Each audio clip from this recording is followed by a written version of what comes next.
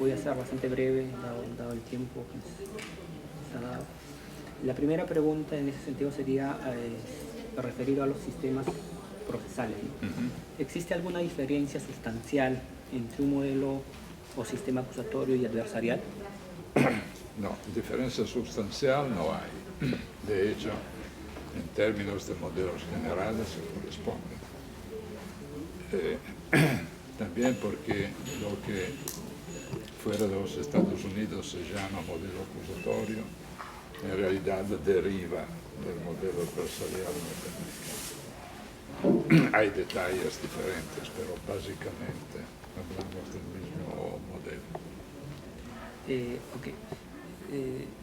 ¿Usted qué modelo estima que debe aplicarse en un sistema donde sea respetuoso de los derechos fundamentales?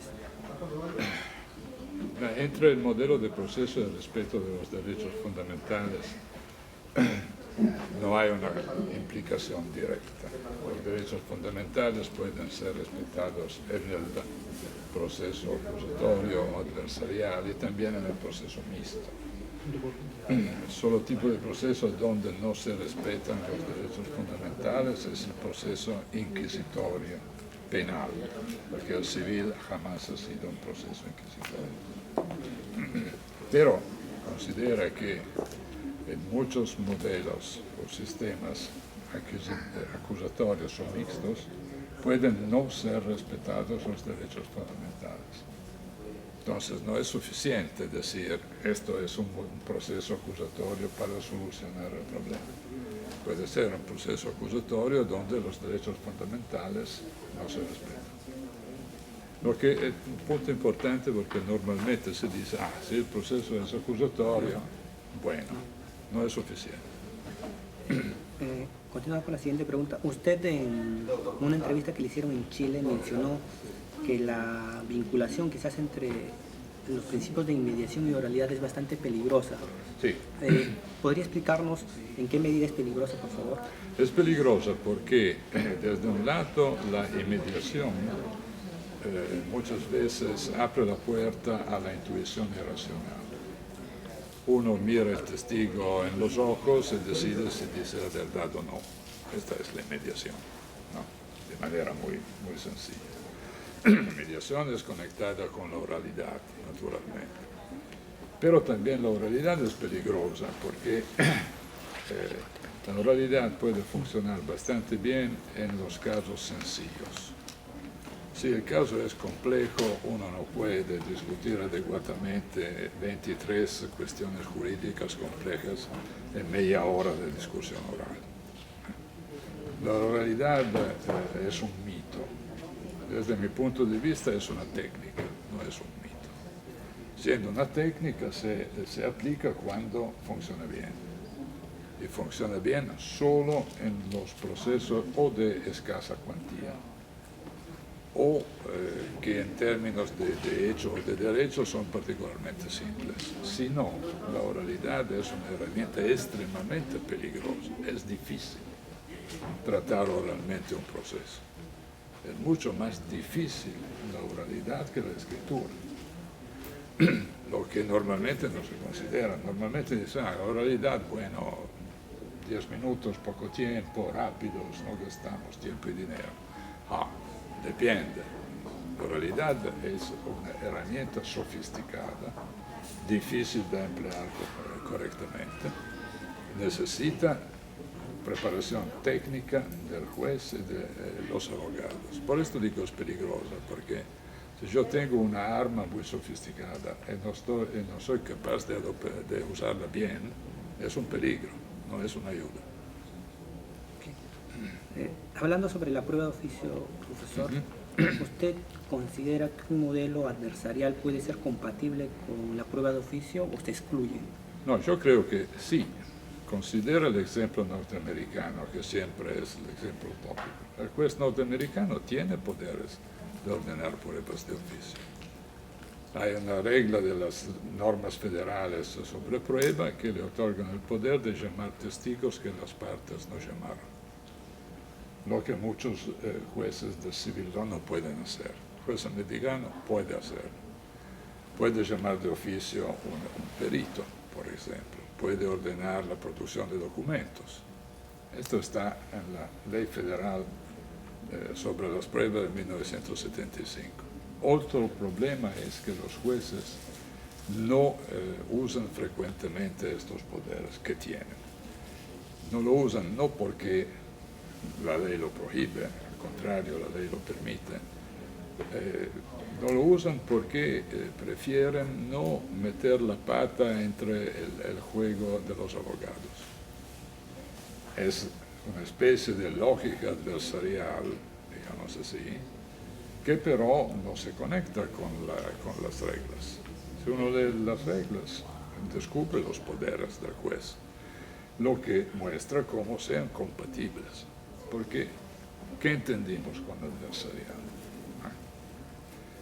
Si entendimos un proceso en que las partes tienen todos los derechos de defensa posibles, derechos fundamentales, eso no contradice a la idea de un juez activo en el gobierno del procedimiento y también activo en ordenar pruebas de oficio. Si entendimos como adversarial lo que los americanos entienden, es decir, un combate privado entre dos adversarios donde el árbitro no tiene que hacer nada, esto es diferente. Pero esta es la interpretación americana del proceso adversarial, que no está en la ley. Ok, doctor. Entonces, ¿cómo evitar que la prueba de oficio sirva para subsanar las omisiones o las negligencias del fiscal o del abogado defensor?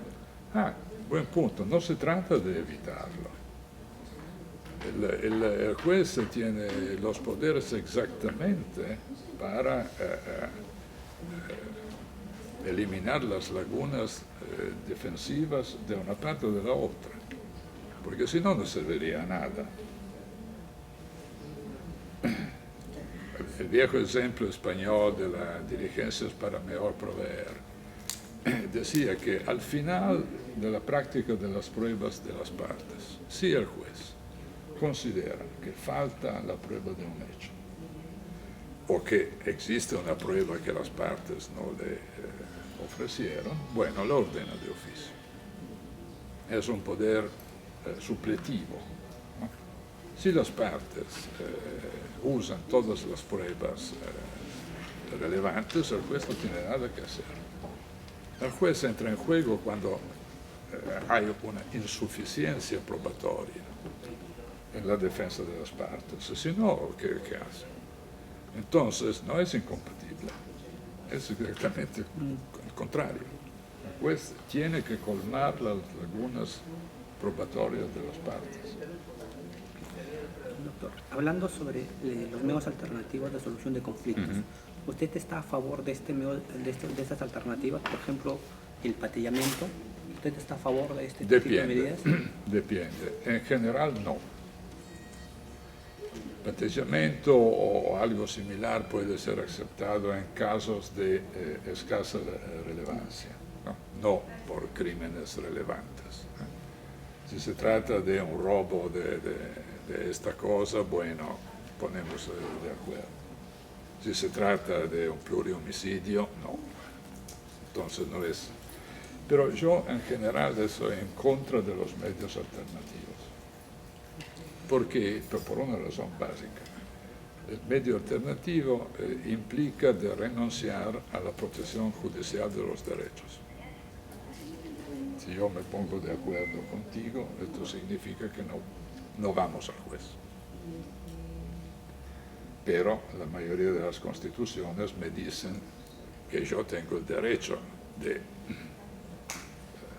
acceso a la protección jurisdiccional. Entonces, doctor, en nuestro caso, en peruano, tenemos una similar al patellamiento que se llama terminación anticipada, que se produce en cualquier caso, para cualquier delito, sí, pero con la aprobación del juez. Sí. El fiscal imputado acuerda, llevan ese acuerdo ante el juez y es el fiscal es el juez el que aprueba ese acuerdo. Una vez más, aquí trabaja el modelo americano, plea bargaining. es la discusión entre el fiscal y termina con una admisión de culpabilidad, normalmente por un crimen de nivel más bajo. Bueno, funciona. Los Estados Unidos, en más del 95% de los casos, terminan con un acuerdo entre las partes. La Corte hace años, la Corte Suprema dice, no es un sistema tan bueno, pero no podemos eliminarlo porque si no la justicia penal norteamericana entraría en una crisis irreversible. Apunto sobre esto, es una admisión de culpabilidad. Los americanos dicen que no faltan casos en que el inculpado es inocente, pero acepta de declararse culpable porque no tiene recursos y dinero suficiente para ir al proceso. Si eso es un buen sistema, es decir, de convencer a un inocente a declararse culpable per no correr el riesgo de ir en frente al juez, ustedes pueden decidir. Este tipo de procesos irían en contra de la postura de usted de que todo proceso debe buscar la verdad, dado que no hay actuación probatoria. Entonces, en esta es otra razón de crítica. Con estos métodos no tienen nada que hacer con la verdad, la evitan, la verdad. Son económicos, porque uno le dice, bueno, si son tan malos, ¿por qué lo hacen? Porque son económicos, evitan, ahorran el proceso. Entonces, desde este punto de vista son eficientes. Y también se puede decir que la justicia norteamericana sanciona a los culpables, porque todos, o casi todos, se declaran culpables, ¿no? Pero a mí hay algo que no me gusta en un sistema de este tipo. ¿La economía en este caso sería la única justificación para este tipo de procesos? Por ellos dicen que sí. ¿La posibilidad de reparar oportunamente a la víctima? No, no hablan de la víctima en este caso. Hablan de eficiencia del sistema. Como decía antes, la misma Corte Suprema americana en los años 70, más o menos, discutiendo de la compatibilidad constitucional del plea bargaining, dice esto, no es tan bueno desde el punto de vista constitucional, pero es eficiente. Sin esto, el sistema no podría funcionar. Esta es una razón de economía procesal, de eficiencia, y nada más. Profesor, hay un tema ya para ir concluyendo, que es los acuerdos plenarios. Nosotros le llamamos, en España lo llaman plenos no jurisdiccionales, sí, que son reuniones de los vocales supremos donde se acuerdan sobre un determinado tema. Estos acuerdos o estos plenos no jurisdiccionales tendrían la calidad de precedente. Le pregunto porque en nuestro sistema se entiende que son precedentes y por lo tanto los jueces de las instancias inferiores están en la obligación de seguirlos, y es un mecanismo precisamente para uniformizar jurisprudencia contradictoria. Sí, como las súmulas vinculantes del derecho brasileño no son precedentes, porque el precedente deriva de la decisión de un caso concreto. Y aquí no hay decisiones de casos concretos, hay una manifestación de perspectiva, de voluntad, de lo que sea, pero no hay decisión del caso. Esto es importante, porque el precedente se fundamenta sobre la analogía de los hechos del segundo caso con los hechos del primer caso. La base del precedente verdadero son los hechos. Y los hechos siempre son los hechos del caso específico. Estas declaraciones no tienen nada que ver con el precedente, no hablan de los hechos. Son proposiciones de derecho que uno podría encontrar en un código o en una ley, ¿no? Si bien no son precedentes, podrían tener siquiera algún efecto persuasivo. algún efecto persuasivo, creo que sí. Esta es la razón por la cual se hacen. Un problema es si tienen o no efecto vinculante. Aquí es otro tema complicado porque el presidente no tiene un efecto vinculante. El presidente inglés no tiene un efecto vinculante. Ya en los años 60 la Cámara de los Lores publicó una declaración diciendo: desde este momento nosotros no nos consideramos vinculados a nuestros presidentes. Otra cosa, un viejo amigo mío inglés publicó hace años un artículo sobre las 33 cosas que pueden hacerse con el presidente.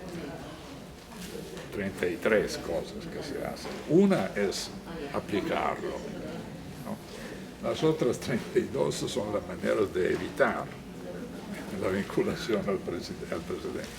Estamos en Inglaterra, es decir, el hogar, el clásico del presidente. Un juez americano jamás se considera vinculado al presidente. El juez americano sigue al presidente, sí, aplicar al presidente lo lleva a una conclusión que le gusta, digamos así. Si la conclusión no le parece justa, el juez americano dice: no sigo al presidente porque llegaría a conclusiones que no tienen mi aprobación, entonces no lo sigo. Esto es el precedente verdadero, es decir, hechos, analogía entre los hechos de los casos y no vinculación formal. Efecto persuasivo, más o menos fuerte, dependiendo de la situación. Pero solo efecto persuasivo. Estas declaraciones, también muy brevemente, dos cosas que normalmente no se consideran. Una, declaraciones de este tipo existían en la Francia del Ancien Régime. La ley revolucionaria de 1790 prohibió estos que se llamaban arrêts de règlement, porque ha dicho, este es un poder de tipo legislativo, es el legislativo que tiene que ejercitarlo, no los jueces. Otro ejemplo extraño que se olvida. La Corte Suprema soviética tenía un poder análogo, es decir, decir en general, cuídense porque desde este momento vamos a